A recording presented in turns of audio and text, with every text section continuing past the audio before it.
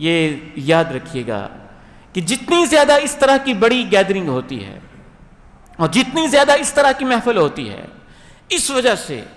اتنا ہی زیادہ ہماری بچیاں، ہماری بیٹیاں، ہمارے بیٹے، ہماری بہویں، ہمارے پوتے، ہماری نواسیاں اس قدر زیادہ اپنے لباس کی نمائش کرتے ہیں، زیادہ فاخرانہ لباس، زیادہ قیمتی لباس، زیادہ مہنگا لباس، اور اس میں خواہ مخواہ کی پھر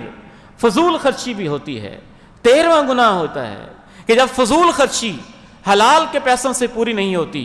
تو ایسی ہی شادیوں کے لیے پھر آپ کرپشن بھی کرتے ہیں، حرام بھی کماتے ہیں، اور غریبوں کے منہ کے نوالے اپنے اولادوں کی نجائز ڈیمانڈوں، نجائز لباسوں، نجائز فرمائشوں کے اوپر لگانے کی کوشش بھی کرتے ہیں۔ 14واں گناہ،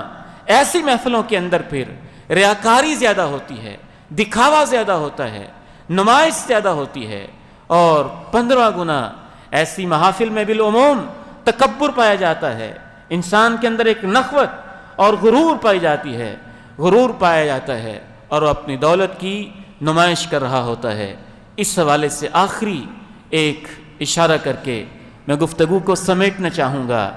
یاد رکھیے اس طرح کی جو محفلیں ہیں اور ایسی محفلوں کے اندر بے باک انداز سے آنے والی جو عورتیں ہیں، جو امت کی بیٹیاں ہیں، ان کے نامہ اعمال میں 16واں خطرناک ترین وہ گناہ لکھا جاتا ہے۔ اگر میری بیٹیاں توجہ سے سن لیں، میری بہنیں توجہ سے سن لیں، تو کبھی ایسی محفل کے اندر شریک نہ ہوں۔ رسول اللہ صلی اللہ علیہ وسلم نے اپنی امت کی کچھ عورتوں کے بارے میں کہا، کاسیات، انہوں نے لباس پہنا ہوگا، آریات، لیکن وہ ننگی ہوں گی۔ لباس اتنا باریک ہوگا کہ ان کے اعضاء نمایاں ہوتے ہوں گے، یا لباس پہن کر بھی کہیں سے گریبان ننگا، کہیں سے بازو ننگے، کہیں سے پنڈلیاں ننگی، کہیں سے کیا منظر، کہیں سے کیا بے حیائی کا منظر۔ لباس پہنا ہوگا لیکن وہ برہنہ ہوں گی، مائلات، ان کے اپنے دل دوسروں کو دیکھ دیکھ کے خراب ہوتے ہوں گے، اور ان کو دیکھ کے دوسروں کے دل خراب ہوتے ہوں گے، اور انہوں نے اپنے سروں کے اوپر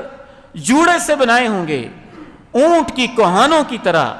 لا يدخلن الجنہ، میری امت کی عورتیں جنت میں داخل ہونا تو دور کی بات ہے،